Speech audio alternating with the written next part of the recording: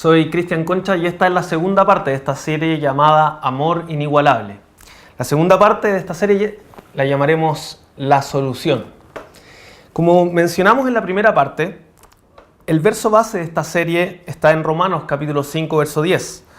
Porque si cuando éramos enemigos de Dios fuimos reconciliados con Él mediante la muerte de su Hijo, ¿con cuánta más razón, habiendo sido reconciliados, seremos salvados por su vida? En la primera parte de esta serie vimos cómo el amor inigualable de Dios se manifiesta en la condición que tú y yo nos encontrábamos al ser enemigos de Dios y merecedores de su justa y santa ira de Él, cuando Él nos rescató. En la gravedad de nuestro estado, en la que Dios nos reconcilió con Él, vemos la manifestación inigualable de su amor. Hoy vamos a ver que además ese amor inigualable se manifiesta en el medio mediante el cual Él logró esa reconciliación. Y vamos a hablar específicamente de la segunda parte de este verso base. Dice, fuimos reconciliados con Él mediante la muerte de su Hijo. El medio por el cual Dios logró la reconciliación de sus enemigos que merecían su justa y santa ira no fue otro que la muerte de su propio Hijo Jesús. Hoy día vamos a ver tres cosas. Primero, ¿por qué el Hijo? Segundo, que el amor inigualable de Dios se muestra al entregar a su Hijo. Y tercero, el amor inigualable del Hijo al entregarse a sí mismo. Primero veamos, ¿por qué el Hijo? ¿Por qué Dios no puede simplemente perdonar nuestros pecados? ¿Por qué no simplemente puede borrarlos y basta? ¿Por qué necesitamos que haya un sacrificio o algo así? Antes de ver por qué solo el Hijo podía morir en nuestro lugar, vamos a ver primero que todo por qué alguien debía morir en nuestro lugar. ¿Es que acaso Dios en su misericordia y en su amor, como les decía, no puede perdonarnos y listo?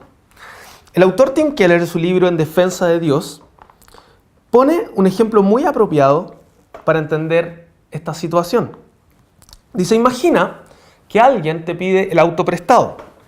Mientras lo saca en reversa, lo raya con el portón de tu casa. Y tu seguro no cubre los daños que tu amigo provocó.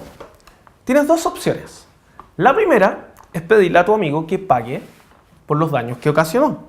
Y la segunda es negarte a que te paguen, es decir, perdonarlo. Pase lo que pase, el daño va a ser pagado por alguien, ya sea por tu amigo o ya sea por ti. Pero alguien va a pagar el daño. Tú no vas a hacer perdonazo. Alguien va a asumir el costo de ese daño. La deuda no desaparece por arte de magia. En este caso, como les decía, perdonar significaría que tú asumieras el costo del daño del auto. Ahora, ¿qué pasa cuando, por ejemplo, el daño no puede ser evaluado en términos económicos o monetarios?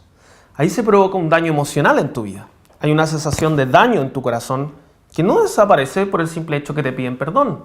Si alguien, como tu papá, tu mamá o alguien cercano ocasiona un daño en tu vida, no porque simplemente te digan perdón, el dolor va a desaparecer, sino que cuando tú decides perdonar, tú decides asumir el costo emocional de lo que eso implica y no hacerle pagar al otro por eso. Entonces siempre alguien paga. Entonces cuando decimos simplemente perdonar, o por qué no Dios simplemente perdona, no es tan simple porque siempre, como les digo, alguien asume el costo del agravio.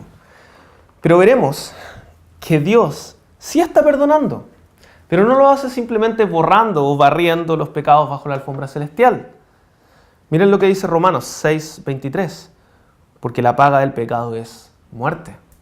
O Hebreos 6:23, de hecho la ley exige que casi todo sea purificado con sangre, porque sin derramamiento de sangre no hay perdón. Él, como es un Dios santo y sabio, determinó que la paga del pecado es la muerte, y que sin derramamiento de sangre no hay perdón de pecados.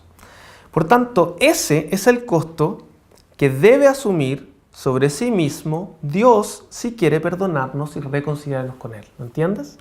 Si Él quiere perdonarnos, Alguien debe asumir ese costo y si Dios quiere perdonarnos, Él va a asumir el costo de muerte y derramamiento de sangre sobre sí mismo.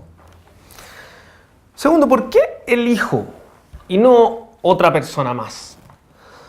La difteria negra fue una de las peores enfermedades que existieron en el siglo XIX. El famoso científico Louis Pasteur, junto al doctor Felix Ruth, comenzaron a trabajar raudamente a investigar por qué esta enfermedad causaba la muerte de manera tan efectiva y comenzaron a buscar una solución. Y la enfermedad llegó incluso a la nieta del doctor Ruth, lo que hizo que esto claramente se transformara en algo personal. Y él se juró a sí mismo que debía averiguar la solución para esto. La asociación médica estaba en desacuerdo con ellos, por lo que exiliaron al doctor Ruth fuera de Francia para que no siguiera haciendo estos experimentos y siguiera averiguando la solución. Pero en medio de la crisis de esta mortal enfermedad, él se escondió en un laboratorio cerca de París para continuar su investigación que había sido declarada como prohibida. Él montó un improvisado laboratorio y trajeron 20 caballos para hacerles pruebas. El doctor Ruth abrió una bóveda y comenzó a enfermar con los gérmenes a cada uno de los caballos. Cada uno de ellos se enfermó, tomó la fiebre y murió, excepto uno. Este último caballo comenzó con una fiebre igual que los demás. Sin embargo, cuando todos pensaron que moriría, una noche a las 2 de la madrugada su temperatura bajó y a los 2 días, en la noche, la fiebre había desaparecido totalmente en el caballo. Y nuevamente pudo comer, pudo beber y levantarse. El doctor Ruth agarró un martillo y golpeó con un golpe mortal en la cabeza al caballo en medio de sus ojos. Le sacaron toda la sangre y lo llevaron lo más rápido posible al hospital municipal de París. Entraron en una habitación donde habían 300 bebés a punto de morir por la difteria negra. Rápidamente empezaron a tratar a cada uno de ellos con la sangre del caballo y excepto 3, todos se recuperaron por completo. Todos ellos que les esperaba una muerte segura sobrevivieron gracias a la sangre de un vencedor que murió en su lugar. Solo y nadie más que ese caballo podía morir para salvarles la vida. Solo ese caballo, con su muerte, podía hacer que ellos vivieran. Job, hablándole a Dios, le dice: no hay árbitro entre nosotros, Señor, que ponga su mano sobre ambos, que Él quite de mí su vara y no me espante su terror. Job, en medio de su angustia, le dice de forma desesperada a Dios que no hay árbitro que pueda poner su mano entre él, siendo un pecador, y Dios siendo un santo. Entonces esa misma desesperación, como veíamos antes, nos encontramos tú y yo. Un Dios santo, pecadores que no pueden ganarse el favor de Dios porque no pueden hacer que Dios borre simplemente sus pecados. Sin embargo, esperan un mediador entre este Dios y entre ellos. Y Jesús fue la respuesta a ese clamor desesperado, a ese mediador que Job pidió a Dios. Miren 1 Timoteo 2:5. Porque hay solo un Dios y solo un mediador entre Dios y los hombres, Jesucristo, hombre.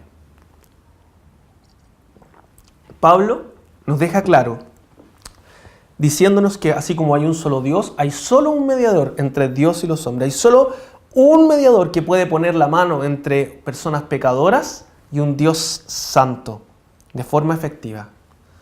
Entonces, lo primero es que para que ese mediador sea realmente efectivo y para que ese mediador realmente pueda ser Jesús, necesitamos que ese mediador, primero que todo, sea Dios.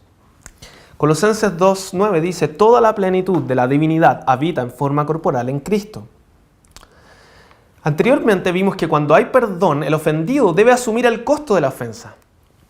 Y en la cruz podemos ver cómo Dios hecho hombre, Jesucristo, asume de forma visible el costo de ese perdón, esa muerte y ese derramamiento de sangre sobre sí mismo, en lugar de cada uno de los seres humanos.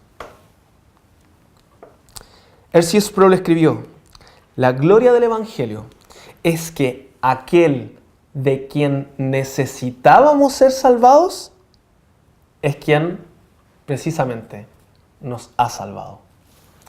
Por eso Dios envió a su propio Hijo para lograr esta reconciliación, porque solo Él era 100% Dios para lograrlo. Pero además, para ser ese perfecto mediador entre Dios y los hombres, no podía haber sido solamente 100% Dios, sino que también necesitamos que sea 100% hombre. Mira lo que dice Ron Rhodes. Dice, si Cristo el Redentor hubiera sido solamente Dios, no podría haber muerto, porque Dios, por su propia naturaleza, no puede morir. Era solo como hombre que Cristo podría representar a la humanidad y morir como hombre. Como Dios, sin embargo, la muerte de Cristo tenía valor infinito, suficiente para proveer perdón por los pecados de toda la humanidad. Es evidente entonces que Cristo tenía que ser Dios y hombre para asegurar la salvación del hombre. Nadie más hubiera podido ser este medio de reconciliación entre Dios y los seres humanos. Yo podría decir, bueno, voy a morir por tus pecados, pero eso sería absurdo, porque mi muerte no sería efectiva para ti, no tendría ningún valor para ti. Solo el plenamente hombre, pero con origen divino, sin la herencia de naturaleza pecaminosa de Adán, podía sustituirnos y ocupar nuestro lugar y recibir sobre él la consecuencia de la rebeldía, la muerte. Hebreos 4:15 dice, porque no tenemos un sumo sacerdote incapaz de compadecerse de nuestras debilidades, sino que uno que ha sido tentado en todo de la misma manera que nosotros, aunque sin pecado. Por tanto, vemos que Jesús es el candidato perfecto y único candidato para mediar entre Dios y nosotros y morir en nuestro lugar para absorber sobre sí el castigo que tú y yo merecíamos. La ira justa de Dios no fue barrida debajo de la alfombra celestial, sino que fue absorbida por el perfecto Cordero, el perfecto mediador, quien murió en nuestro lugar. Sé que hay muchas más razones que pueden explicar por qué solo Jesús puede ser el único medio para reconciliarnos, pero creo que lo que hemos visto es suficiente para darnos cuenta que solo Jesús podía lograr esto. ¿Tú crees de verdad que no hay y no había otra forma en la que fueras salvado de la justa y santa ira de Dios que Jesucristo el Señor?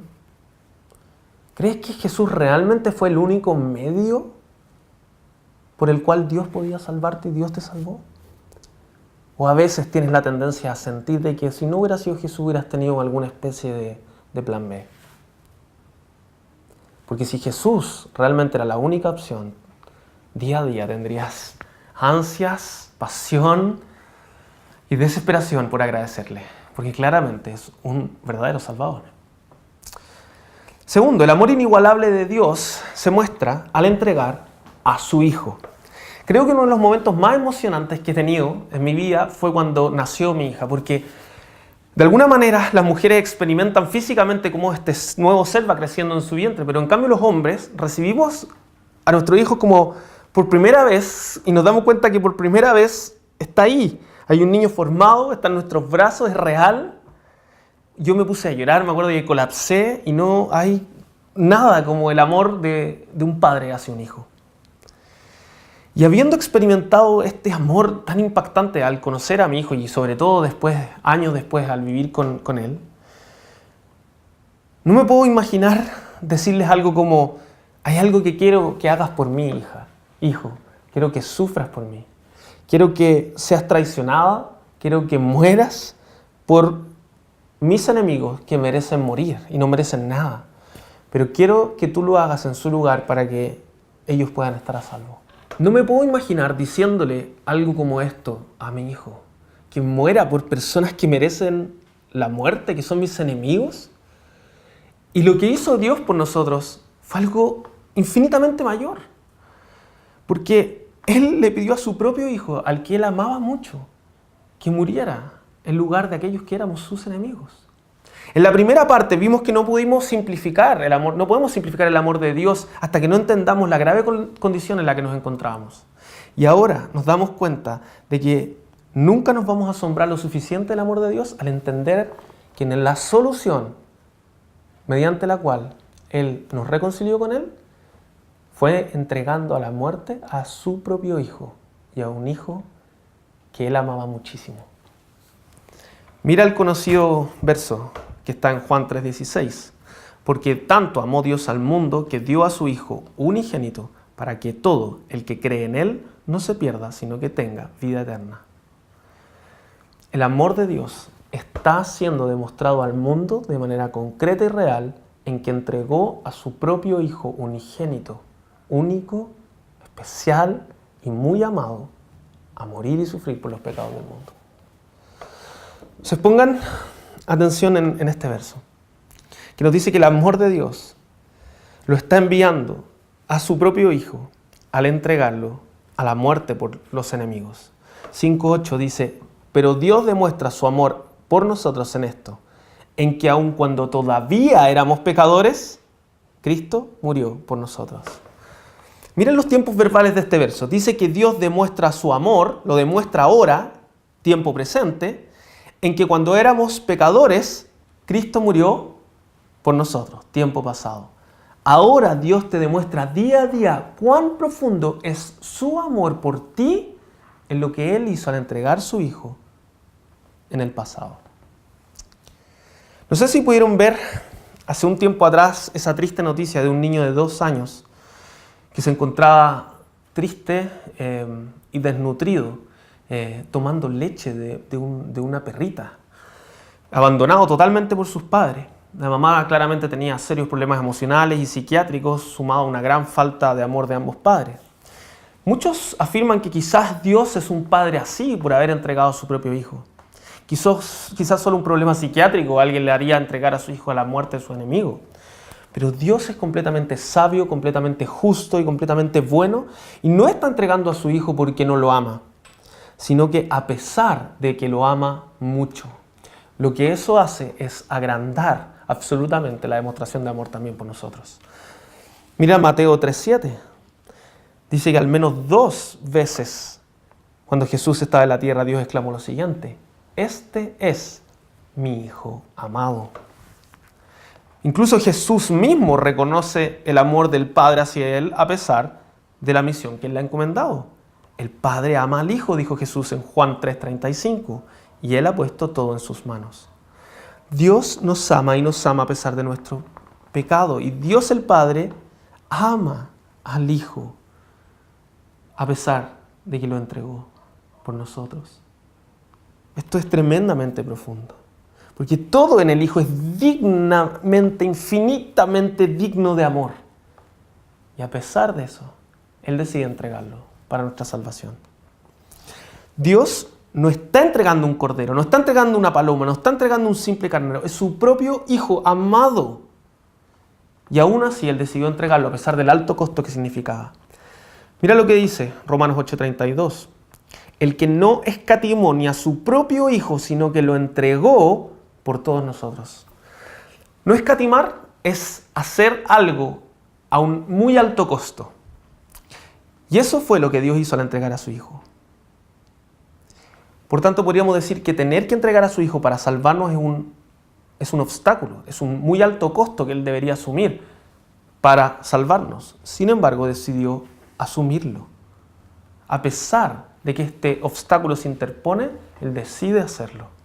John Piper en su libro La Pasión de Jesucristo dice: si Dios no fuera justo, no hubiera habido demanda de que su Hijo muriera. Pero si Dios no fuera amoroso, no hubiera habido disposición para que su Hijo muriera. Pero Dios es justo y amoroso, por tanto su amor está dispuesto a satisfacer las demandas de su propia justicia. A veces pensamos que porque es Dios, a Él le da lo mismo entregar a su Hijo. Pero Él no estaba contento con eso. Él no estaba contento con su dolor. Se sobrepuso a ese infinito y perfecto amor para que lo traicionaran, lo golpearan, lo humillaran, lo escupieran y finalmente lo abandonaran asesinado en una cruz. Damos gracias. Debemos dar gracias día a día a Dios porque lo hizo. Porque fuimos reconciliados con Él mediante ese sacrificio. Damos gracias a Dios que no escatimó, sino entregó a su propio Hijo por nosotros y a pesar del amor que tenía por Él y nuestra terrible condición decidió hacerlo. Entonces, ¿cómo no sentirnos seguros? ¿Cómo no sentirnos amados con esta concreta y profunda demostración de amor que Dios ya hizo en el pasado, que no está por demostrarse, sino que Dios ya lo hizo? Y continúa el verso de Romanos 8:32, dice, y si Dios lo hizo, si Dios entregó a su propio Hijo, ¿cómo no habrá de darnos generosamente junto a Él todas las cosas? Si ni su propio Hijo fue impedimento para tu salvación, ¿cómo no va a darte todas las cosas? Si Dios no retuvo a su propio Hijo, Él no va a retener ningún bien para ti. Él va a querer el mejor bien siempre para tu vida, aun cuando muchas veces no lo entiendas. Pero no tienes que sentirte angustiado, preocupado, ansioso, porque Él no escatimó a su propio Hijo. ¿Cómo no va a darte con Él todas las cosas que necesitas? Finalmente quiero terminar esta segunda parte mostrándote cómo se muestra el amor inigualable del propio Hijo al entregar su propia vida. Mira lo que dice Efesios 5:2. Lleven una vida de amor así como Cristo nos amó y se entregó por nosotros como ofrenda y sacrificio fragante para Dios. Él mostró su propio amor al entregar su vida por nosotros. No fue obligado simplemente, sino que Él ofrendó su vida, entregó su propia vida y mostró su amor por nosotros al hacerlo. Mira lo que Jesús dice en Marcos 10:45. Porque ni aun el Hijo del Hombre vino para que le sirvan, sino para servir y para dar su vida en rescate por muchos. Muchas veces afirmamos con seguridad, Cristo murió por mí. Y me parece que esa frase, honestamente, nunca engloba el acto de amor, el profundo acto de amor que Cristo hizo al dar su vida por propia voluntad. Él escogió morir. Él planificó morir, Él caminó hacia la muerte y no dudó en recibir la ira divina que estaba destinada hacia nosotros. Él nos mostró su amor dando la vida por aquellos que no lo merecían, a pesar de que eran sus enemigos malvados, aun cuando ellos mismos estaban ahí burlándose de Él. Nos mostró su amor al ser obediente a su Padre y así su obediencia pudiera ser imputada a nosotros. Nos mostró su amor dando su vida para perdonar nuestros pecados y reconciliarnos con su Padre. Nos mostró su amor dando su vida para recibir la ira que tú y yo merecíamos. Nos mostró su amor dando su vida para demostrar el amor del Padre sobre nosotros. Y nos mostró su amor soportando la situación más terrible que nunca nadie podrá soportar jamás en la historia. El abandono del Padre en la cruz como consecuencia de nuestros pecados. La Biblia nos muestra de repente que Jesús se está retorciendo de la angustia más terrible que hayamos visto jamás. Y grita, Dios mío, ¿por qué me has abandonado? Un autor escribe que en ningún otro lugar en la Biblia vamos a encontrar otro misterio que nos sacuda tanto nuestra conciencia cristiana como ese grito desesperado y angustiante del Salvador en su agonizante muerte en la cruz. Padre, ¿por qué me has abandonado? Jesús está sufriendo en la cruz lo que nadie más en la historia humana vivirá. Está recibiendo lo que deberíamos haber recibido nosotros, toda la ira de su Padre sobre los pecadores. Está sintiendo lo que todo ser humano en la historia amerita sentir y que solo Él no lo merece. Jesús está siendo abandonado en un misterio inexplicable cuando la ira de Dios, como consecuencia de nuestra rebeldía, está viniendo sobre Él. Jesús es rechazado por Dios al recibir Él el castigo sobre nuestros pecados. Su propio Padre se aparta de Él y todo lo está haciendo por amor.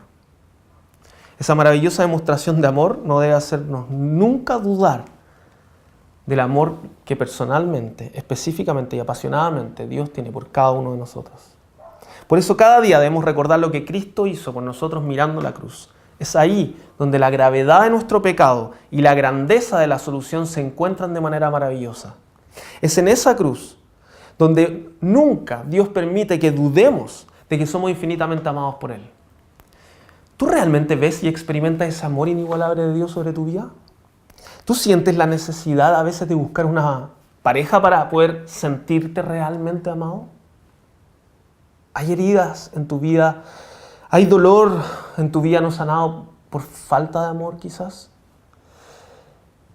Lo que has escuchado en en esta segunda parte debe marcar el paso de tu vida en el futuro. Nunca más, si miras la cruz, deberás sentirte poco amado. Porque el amor del Padre inunda tu vida en toda circunstancia, en medio del dolor, en medio de la inseguridad, en medio de la angustia, en medio de la falta de propósito, en medio de la desilusión, en medio de la falta de perdón, en medio de la falta de amor sobre tu propia vida. Su amor inigualable, demostrado en el haber entregado a su propio Hijo, al que amaba mucho, y en su amor demostrado al su propio Hijo, haber entregado su vida por ti, debe inundar cada uno de los días de tu vida.